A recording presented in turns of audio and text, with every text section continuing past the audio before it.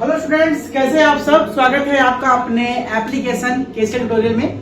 और हम लोग पढ़ रहे थे general pharmacology diploma in pharmacy नहीं, हम लोग बेसिकली जीपैट की बात कर रहे थे। जीपैट के लिए तैयारी कर रहे थे और उसमें हम लोग का चैप्टर नंबर 2 चल रहा था, जिसका नाम था जनरल फार्माकोलॉजी। और इस जनरल फार्माकोलॉजी में हम लोगों ने अब तक एब्जॉर्प्शन खत्म कर लिया था, डिस्ट्रीब्यूशन खत्म कर लिया था और मेटाबॉलिज्म खत्म कर लिया था। मेटाबॉलिज्म में ही एक और टॉपिक आता है जिसका नाम होता है बायो ट्रांसफॉर्मेशन। आज की क्लास में थोड़ी सी छोटी रखने की सोच रहा हूं, वैसे मेरा प्लान था मैं पूरा खत्म कर दूं आज की क्लास में, लेकिन आपको एक आवाज आ रही होगी हल्की सी, एक रामायण की, अखंड रामायण। हमारे मोहल्ले में एक गौ माता गाय जी ने बच्चा दिया है, बछड़ा, तो उसी खुशी में अखंड रामायण रखा गया है, तो आपको आवाज सुनाई दे रही होगी। 24 घंटे का अखंड रामायण है और बहुत ज्यादा आवाजें आ रही हैं, तो हो सकता है उससे थोड़ी सी आपको डिस्टर्बेंस हो, इसलिए मैं क्लास को बहुत लंबी नहीं खींचना चाहता। तो बायो ट्रांसफॉर्मेशन मेटाबॉलिज्म का ही प्रोसेस है। हमको लास्ट क्लास में मैंने बताया था कि मेटाबॉलिज्म में क्या होता है भाई, जो ड्रग है, ठीक है, आपको मैंने क्या बताया था, जो ड्रग है बच्चों, वो उस जो ड्रग है वो अपने पर्टिकुलर रिसेप्टर से जाके जुड़ती है। जब जुड़ती है रिसेप्टर से ड्रग, तो ड्रग का अपना एक एक्शन होता है। लेकिन जब हमें इसका ड्रग का एक्शन पूरा हो जाए तो इस ड्रग को यहां से निकालना जरूरी होता है। उस केस में यहां पे रिएक्शन शुरू होता है मेटाबॉलिज्म। बताया था ना क्या होता है मेटाबॉलिज्म। इसमें दो चीजें होती हैं, एक तो इस ड्रग के स्ट्रक्चर को चेंज किया जाता है, इसमें कुछ कॉन्जुगेशन वगैरह करके, कुछ मॉलिक्यूल को जोड़ करके। दूसरी इसकी पोलैरिटी बढ़ाई जाती है ताकि ये वाटर सॉल्युबल हो जाए और आराम से रिसेप्टर से निकल के घुल करके आपकी यूरिन के रास्ते बाहर निकल जाए। तो इस केस में बॉडी के अंदर, क्योंकि ये तो मेटाबॉलिज्म हो गया, बॉडी के अंदर क्योंकि इस ड्रग का ट्रांसफॉर्मेशन हो रहा है। What is the transformation? Active से इनएक्टिव में कन्वर्जन हो रहा है। आपको मैंने बताया था लास्ट क्लास में 3 तरह से होता है कन्वर्जन। प्रो ड्रग का ड्रग में कन्वर्जन, ड्रग का एक्टिव मेटाबोलाइट में कन्वर्जन, या ड्रग का इनएक्टिव मेटाबोलाइट में कन्वर्जन। ये मैंने आपको लास्ट क्लास समझाया था, बहुत इंपॉर्टेंट पॉइंट है जीपैट के हिसाब से। तो जो ये कन्वर्जन बॉडी के अंदर हो रहा है, एक तरह से देखा जाए तो बॉडी मतलब बायो, बॉडी के अंदर ये एक रूप से दूसरे रूप में जो परिवर्तन हो रहा है, ट्रांसफॉर्मेशन हो रहा है, इसी को बायो ट्रांसफॉर्मेशन कहते हैं। यानी मेटाबॉलिज्म में एक टॉपिक बायो ट्रांसफॉर्मेशन भी है। इसमें फेज रिएक्शंस होते हैं, फेज 1 रिएक्शन, फेज 2 रिएक्शन। दोनों में कौन कौन से रिएक्शन होते हैं, कौन कौन से इंपॉर्टेंट क्वेश्चन इन रिएक्शन के एग्जांपल से आते हैं जीपैट में, वो आज हम डिस्कस करेंगे। इसका थ्योरी पोर्शन बहुत डिस्कस नहीं करेंगे, क्योंकि थ्योरी पोर्शन ऑलरेडी यूट्यूब पे मैंने बहुत डिटेल में पढ़ाया है, जब आपको मैं सेमेस्टर्स के लिए पढ़ा रहा था। यहाँ पे मैं जीपैट ओरिएंटेड बात करूंगा, इसलिए यहाँ पे पॉइंटेड की बात की जाएगी, ठीक है। जो क्वेश्चंस आते हैं, बनते हैं, उनकी बात की जाएगी। तो बायो ट्रांसफॉर्मेशन की थोड़ी सी कहानी समझते हैं, चलते हैं अपनी एप्लीकेशन की तरफ और चलते हैं अपने नोट्स की तरफ। तो दोस्तों, बायो ट्रांसफॉर्मेशन रिएक्शन 2 फेज में होता है, फेज 1 रिएक्शन, फेज 2 रिएक्शन। दोनों रिएक्शन का एक ही पर्पज है कि इनएक्टिव मेटाबोलाइट में कन्वर्ट किया जाए एक्टिव मेटाबोलाइट को, और इसको शरीर से बाहर निकाला जाए, ठीक है। तो फेज 1 रिएक्शन में क्या होता है, फेज 2 में क्या होता है, इसको समझना आपके लिए बहुत जरूरी है। देखिए, फेज 1 रिएक्शन में क्या होता है, पहले चरण में क्या होता है, makes drug more polar at chemically reactive groups permitting conjugation means functionalization. यानी मैंने आपसे क्या समझाया मेरे बच्चों, इसको समझने की कोशिश कीजिए। मैंने आपको समझाया कि जो आपका ड्रग है, ये आपका रिसेप्टर है और इस रिसेप्टर से आपका ये ड्रग यहाँ पे बाइंड है।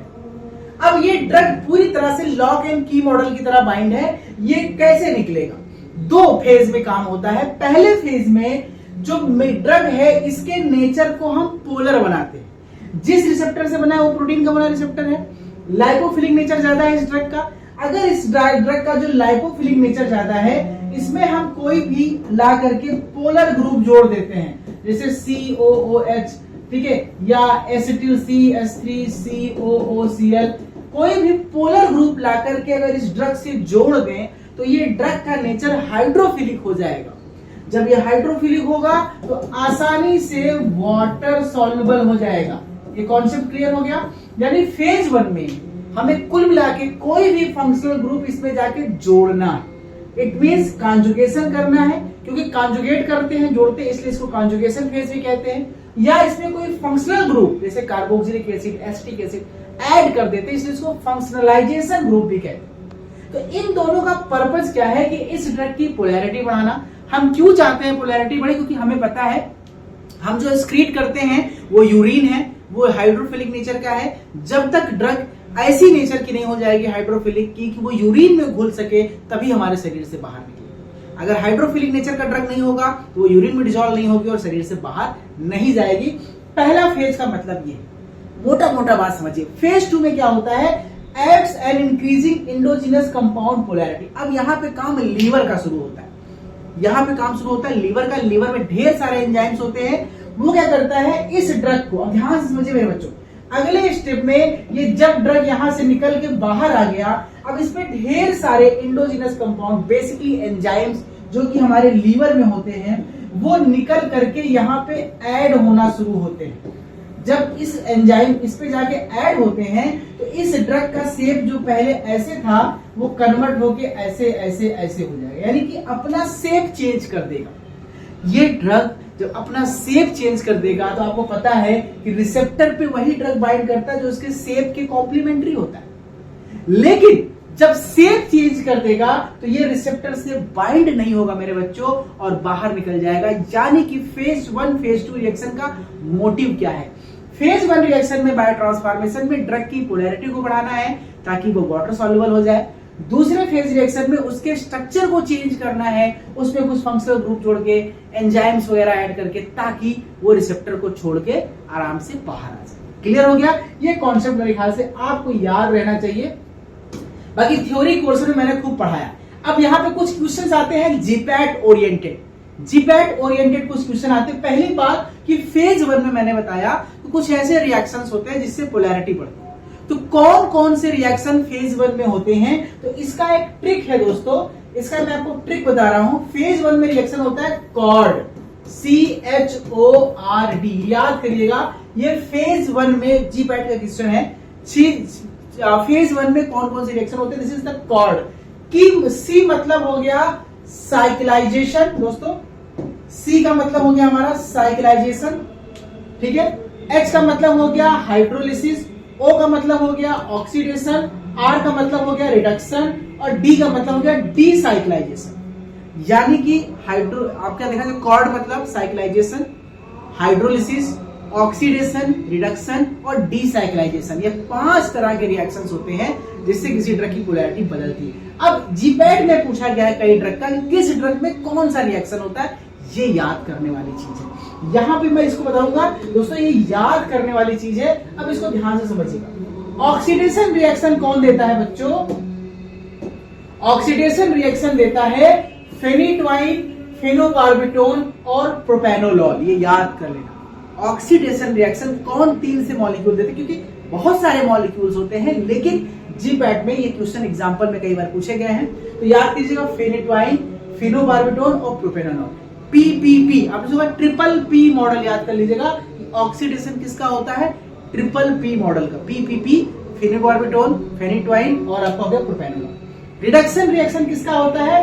क्लोरमफेनिकॉल और मेथेडोन का, ठीक है। मेथाडोन और क्लोरमफेनिकॉल का रिडक्शन रिएक्शन होता है। मैंने कहा बहुत से ऐसे ड्रग्स है जिनका रिडक्शन रिएक्शन होता है, मतलब रिडक्शन के द्वारा फेज 1 में बायोट्रांसफॉर्मेशन होता है।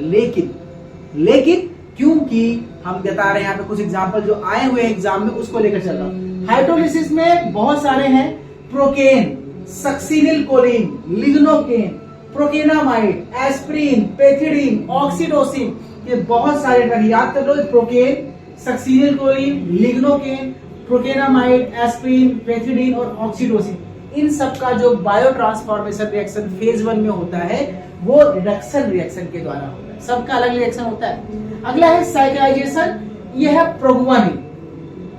देखिए कैसे याद करेंगे, जो कंपाउंड ओपन होगा वो साइकिल में कन्वर्ट हो जाएगा, तो साइक्लाइजेशन प्रोगुआनिन। और जो साइक्लिक है वो ओपन हो जाएगा, यानी डीसाइक्लाइजेशन। इसका होता है फेनोबार्बिटोन और फेनिटोइन। यानी कि फेनोबार्बिटोन एक इंपॉर्टेंट ड्रग है जिसका फेज 1 बायोट्रांसफॉर्मेशन डीसाइक्लाइजेशन से भी होता है और ऑक्सीडेशन से भी होता है, दोनों तरीके से होता है, ठीक है।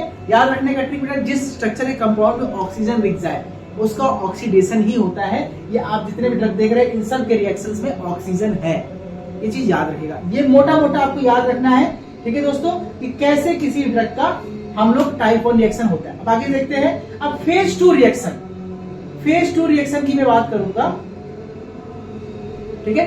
फेज 2 रिएक्शन मतलब मैंने क्या बताया कि इस रिएक्शन में एंजाइम्स काम करेंगे, लीवर से निकलने वाले एंजाइम्स जो ड्रग के साथ जाके बाइंड करेंगे, और जब ड्रग के साथ बाइंड करेंगे तो बाइंड करने के बाद वो क्या करेंगे, वो उसके शेप को चेंज करेंगे और ड्रग को बाहर निकालेंगे। तो उसमें कौन कौन से एंजाइम हैं जो काम करते हैं? ग्लूकुरोनाइड कॉन्जुगेशन रिएक्शन।